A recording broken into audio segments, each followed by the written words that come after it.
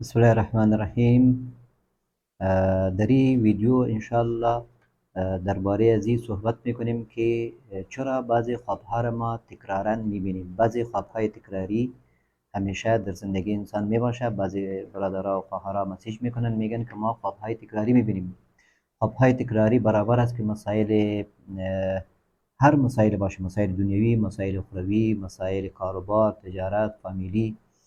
خوابهای تکراری بعضی وقت می باشه بر انسان. این علتش در چی است؟ علت زیرا یک عالم است به نام عبدالله ابن محمد. عبدالله ابن محمد یک عالم سعودی است، یک کتاب نوشته کرده به نام القواعد الحسنى في تعبیر الرؤى. القواعد الحسنى في تأویل الرؤى. بهترین قواعد 40 قاعده داره این کتاب درباره تعبیر رؤیا یا تعبیر رؤیا. در اینجا خوابها تعبیر نشده در این کتاب، به زبان عربی است. در اینجا شعور افغانستان پیدا نمیشه و ما ایرا پرینت کردیم، از اینترنت دانلود کردیم، پرینت کردیم. این کتاب 40 قاعده داره درباره خواب، که درباره خواب 40 قاعده داره و خوابها را تقسیم کرده و درباره خوابها گپ زده. در بعضی مسائل رمزای مشهوری که در خواب است درباره از اونا بحث کرده. در اولی کتاب در این باره بحث کرده که خوابها چرا تکراری میشه. 3 علت گفته که به 3 علت خواب تکرار میشه بر انسان. علت اولش میگه او است که انسان در یک باره یک چیزی فکر میکنه زیاد، درباره یک چیز زیاد فکر میکنه، دمو باره باز خواب میبینه، دمو باره ذهنش مصروف است و دمو اگر مسائل دنیا باشه اما مسائل دنیایی رو در خواب میبینه، درباره دنیا بعضی مسائل کاربار باشه یا مثلا مسائل اخروی باشه، بعضی مسائل جنت، دوزخ و ملائک، در این چیزا حدیث میخوانه، در ترجمه میشنه، بعضی مسائل میشنوه، درباره زو باز خواب صحابه را خواب میبینه، انبیا را خواب میبینه. به این سبب خوابهای از اونها میشه خوابهای هر روز. مثلا میگن که ما خواب دیدیم صحابه را، ما خواب دیدیم مدینه را، ما خواب دیدیم مکه را، ما خواب دیدیم. خوابهای نماز و روزه و مسجد خوابهای خوب میبینن. اینا کسایی هستند که در این مسائل اهتمام دارن و می سبب خواب در این باره خواب میبینن. و علت دومش میگه که وقتی که ما در کارهای دنیا در بعضی مسائل عاجز میمانیم، بعضی مسائل دنیایی، کاروبار، معاملات زندگی ما حل نمیشه، حل شدنی نیست، حل نمیشه، باز در او باره هم ما خواب میبینیم. در او باره کوشش میکنه. اینجا بعضی خوابها صحیح اکثر خوابها صحیح نمیباشن، چون مسائل حدیث نفس میباشه، از طرف نفس میباشه. بعضی خوابها با صحیح میباشه، مثل خواب امو دو کسی که امرای یوسف علیه السلام در بندیخانه بودن، اونا چون نمو خواب را در فکر می بودن که چه قسم از این تهمت، کسی که گناهگار نبود از این تهمت صفایی میشه و کسی گناهگار بود چه قسم ما خلاص شوم از این افشا نشم دیگه. اونا در این فکر بودن، در این باره خواب میدیدن. وقتی که یوسف علیه السلام برای اونا خوابشان تعبیر میکنه و خوابشان صحیح بوده، و خوابشان برشان تعبیر میکنه اما طور میشه دیگه. درباره چیزی که انسان فکر میکنه و درو از واسش نمیباشه، یعنی میخوای که مسئله حل شوه و مسئله در واسه از این نیست حل شدن از او، درباره از او باز انسان خواب میبینه. و می سبب بی عالم میگه که اکثرا کسایی که بندی خانه هستن اونا خواب زیاد میبینن، چون همیشه در این فکر هستن و در فکر دنیا و در فکر خلاص شدن خود. و به این سبب اونا روحشان، چون خودشان بند هستن، روحشان باز شب وقتی خواب میشن روحشان باز کوشش میکنه که بگرده چیزی مسائل الله که اگر خواسته باشه برش معلومات بده. و او وقتی که باز خواب هم ضرورت به تعویل، تمام خواب ها ضرورت به تعبیر نمی داشته باشه، تنها خواب هایی که در او رموز می باشه، یعنی خواب هایی می باشه که او در لاشعور می باشه، در ضمیر انسان می باشه.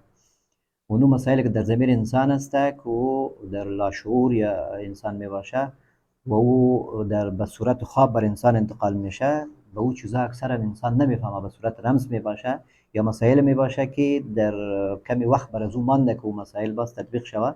و او سبب او را باز خود کسی که خواب دیده اگر تجربه نداشته باشه نمیفهمه، ولی کسی که باز خواب زیاد ببینه میتونه کار کرده، باز میتونه که چیزی را که لاشعور است یا ضمیر است چیزی را که روحش میبینه او را انتقال بده بر تعبیر کنه، تعبیر کنه بر شعور و او را تعبیر کنه. می تعبیر که میگه معنی که در عبارت بیاره، در چیزی بیاره که فهم شود و او را خودش از او یک چیزی بگیره. و اگر خودش نمیفهمید، یک کسی دیگه تجربه داره در تعبیر خواب تجربه داشته باشه، باز او هم میتونه مطالعه و تجربه داشته باشه، علم داشته باشه، باز میتونه کار بکنه دیگه. سبب دومش، سبب اولش خو گفتیم که بسیار در یک باره فکر میکنه، در یک مسئله، دمو مسئله اهتمام بر او داره، همون چیز در خواب میبینه، همون چیز دمو باره خواب های زیاد میبینه، تکرار میشه خواب. مسئله دومش، علت دومش گفتیم که یک کسی در یک کار عاجز است، واسش نمیرسه در یک کار، یک چیز ناممکن است برش، در این باره هم انسان خواب میبینه. مسلمان که باشه خواب خوب میبینه، راهنمایی برش الله میکنه و خوابهای خوب. و کسی دیگه اگر باشه، هر کس باشه، شاید خواب خوب ببینه و به او راهنمایی باشه، خب که اگر خودش تجربه داشته باشه تعبیر بکنه، از او بگیره یک مفهوم، یا کسی دیگه به امراش کمک بکنه. و سیومش میگه، علت سیومش که ما خواب تکراری میبینیم، علتش است که انسان همیشه کوشش میکنه بفهمه مثلا درباره الله تعالی در ترجمه میشنه، در سای ترجمه و در سای حدیث و یا در مسائل قیامت و در مسائل غیب، در این مسائل فکر میکنه و فکر میکنه و کوشش میکنه که چیز بفهمه که چه قسم جنت است، چه قسم اعمال است، چه قسم ما ثواب داده میشیم، چه قسم در این مسائل فکر میکنه. باز اکثرا این انسان هم همینطور خوابها را میبینه، خوابهای همینطور حالت آخرت و همینطور خوابها را میبینه.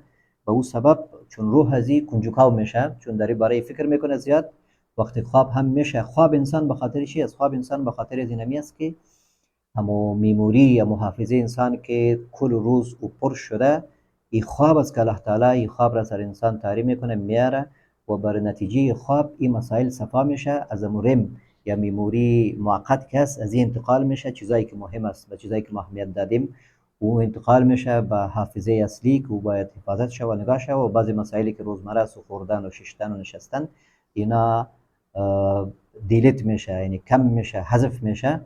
با سبا پس ما تازه می باشیم به خاطر یاد گرفتن و به خاطر زندگی کردن و با آرامی و با آسانی دیگه. باز کسایی که اونا کوشش میکنن که بعضی مسائل وحی و بعضی مسائل غیب بفهمن، در بعضی مسائل وحی در قرآن کریم داده، بعضی مسائل یک عالم سوال میکنن، سوالاتشان حل نمیشه، باز اونا بعضی چیزا را در خواب میبینن، چون روح از اونا کوشش میکنن که یک چیزی بفهمه.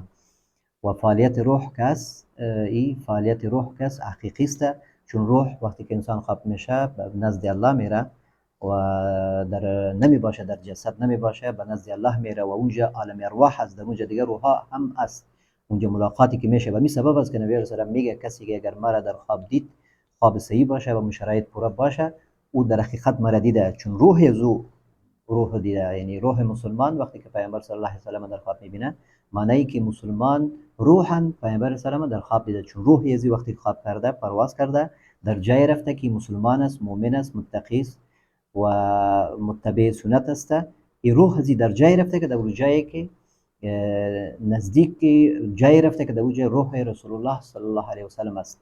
دیگه یک ملاقات اگر الله بخواه میشه. به این سبب نبی علیه السلام میگه که شما وقتی که مرا در خواب دیدین صلی الله علیه و سلم، این خواب صحیح است، شیطان به صورت ما آمده نمیتونه. در حقیقت یعنی شما تو رسم است که پیامبر صلی الله علیه و سلم را دیدین. الله تعالی نصیب همه ما و شما بکنه. السلام علیکم و رحمت الله و برکاته.